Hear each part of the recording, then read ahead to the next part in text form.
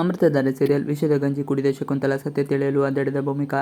ಅಮೃತಧಾರೆ ಧಾರಾವಾಹಿಯಲ್ಲಿ ಮಂದಾಕಿನಿ ಮತ್ತು ಸದಾಶಿವ ಇಬ್ಬರು ನಾಮಕರಣಕ್ಕೆ ಹೊರಟಿದ್ದಾರೆ.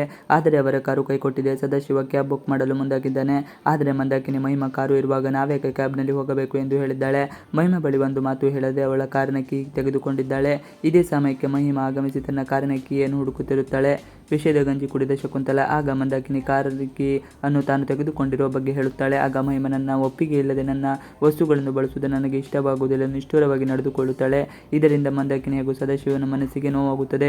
ಇತ್ತ ಶಕುಂತಲಾ ಜಯದೇವ್ ವಿಷ ಬೆರೆಸಿರುವ ಗಂಜಿಯನ್ನು ಕುಡಿಯಲು ಮುಂದಾಗಿದ್ದು ಜಯದೇವ್ಗೆ ಗಾಬರಿಯಾಗಿದ್ದಾನೆ. ಕುಡಿಯಬೇಡ ಎಂದು ಸಾಕಷ್ಟು ಸನ್ನೆ ಮಾಡಲು ಯತ್ನಿಸುತ್ತಾನೆ.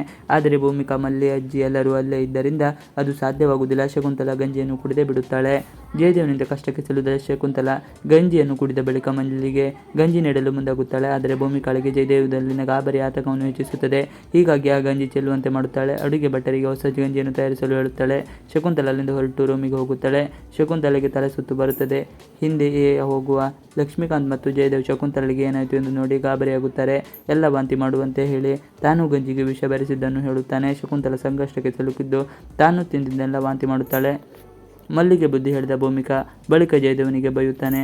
ನೀನು ಮಾಡಿದ ಕೆಲಸದಿಂದ ಈಗ ನಾನು ಸಾಯಬೇಕಾಗಿತ್ತು. ಏನಾದರೂ ಮಾಡೋ ಮುನ್ನ ನನಗೆ ಹೇಳು ಎಂದು ಎಷ್ಟು ಸಲ ಹೇಳಿದರೂ ಕೇಳುವುದಿಲ್ಲ. ಇದರಿಂದ ನೀನು ತೊಂದರೆ ಸಿಲುಕುವುದಲ್ಲದೆ ನನಗೂ ಸಮಸ್ಯೆಯನ್ನು ತಂದೊಡ್ಡಿದೆ. ಹಾಗೊಂದು ವೇಳೆ ನಾನು ಸತ್ತು ಹೋದರೆ ಏನು ಮಾಡುತ್ತೀಯೆ ಎಂದು ಹೇಳಿ ಕಪಾಳಕ್ಕೆ ಹೊಡೆಯುತ್ತಾಳೆ. ಬಳಿಕ ವೈದ್ಯರಿಗೆ ಫೋನ್ ಮಾಡಿ ಔಷಧಿಯನ್ನು ಕಳಿಸುವಂತೆ ಹೇಳುತ್ತಾಳೆ. ಇತ್ತ ಭೂಮಿಕಾ ಮಲ್ಲಿಗೆ ಬುದ್ಧಿ ಹೇಳುತ್ತಾಳೆ. ನೀನೀಗ ಗರ್ಭಿಣಿ, ಯಾರೇ ಏನು ತಂದು ಕೊಟ್ಟರು ತಿನ್ನಬೇಡ, ಪರೀಕ್ಷೆ ಮಾಡಿ ಬಳಸು ಎಂದು ಹೇಳುತ್ತಾಳೆ. ಅತ್ತೆಯನ್ನು ಕಂಡು ಅನುಮಾನಗೊಂಡ ಭೂಮಿಕಾ ಪ್ರಸಾದವು ಕೂಡ ವಿಷವಾಗಬಹುದು.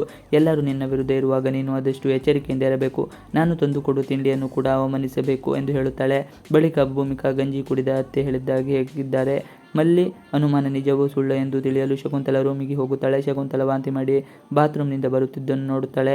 ಭೂಮಿಕಾಳಿಗೆ ಮಲ್ಲಿ ಅನುಮಾನ ನಿಜವೆನಿಸುತ್ತದೆ. ಹಾಗಾಗಿ ಶಕುಂತಲೆಗೆ ಇನ್ನು ಮುಂದೆ ಪ್ರತಿದಿನವೂ ಮಲ್ಲಿ ಆಹಾರವನ್ನು ಮೊದಲು ಶಕುಂತಲೆ ರುಚಿ ನೋಡಬೇಕು ಎಂದು ಕಂಡೀಷನ್ ಹಾಕಿದ್ದಾಳೆ. ಇವಿಷ್ಟು ಇವತ್ತಿನ ವಿಡಿಯೋ. ಈ ವಿಡಿಯೋ ಇಷ್ಟ ಆದರೆ please like, share and subscribe ಮಾಡಿ. Thanks for watching video.